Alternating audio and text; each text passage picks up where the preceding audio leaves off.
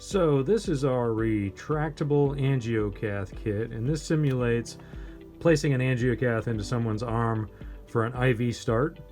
And so this kit includes the retractable angiocath with a short angio, retractable with a long angio, a real needle that's been dulled without an angio, and a real needle that is sharp with no angio.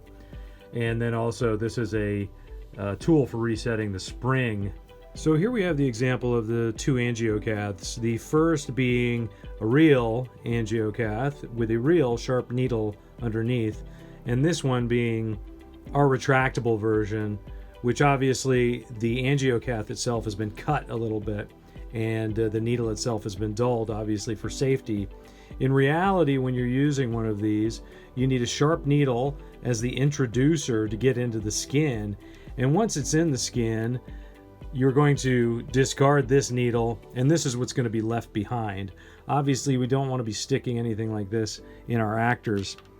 So that's why we've created this. And part of the limitation, unfortunately, of this kit is not being able to have a full-length plastic angiocath. We've had to cut it a little bit here, and that's because the metal needle itself does retract, but we can't get this plastic part to retract, and that's what's going to stay in the actor's or up against the actor's arm. So depending on how close you are and how close your camera is, this goes off without a hitch. If you're an extreme close-up like this, you may be able to tell that there is something missing as you press in. But from a normal angle, as you're starting to press this into the skin, it goes in, you hold it down so there's no blood leakage, and this gets discarded, and this is what you're going to be hooking up to your actor's arm. Now you may be asking yourself, why do we even include a sharp needle in this kit if we're not going to be sticking our actor with it?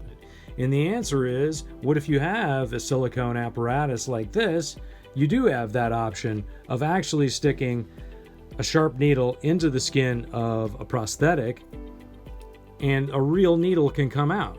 That's the best way to do it on camera, realistically, is if you're actually able to get an extreme close-up of a sharp needle going into the skin. We don't always have that luxury, but we do include it in the kit.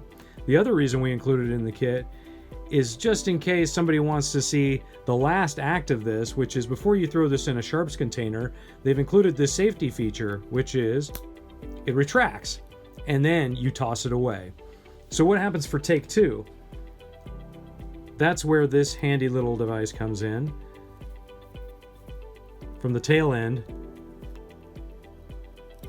you can reset the needle up where it's supposed to be. And with a little bit of grace, you can push in this locking mechanism here. And if all goes well, it stays just like that.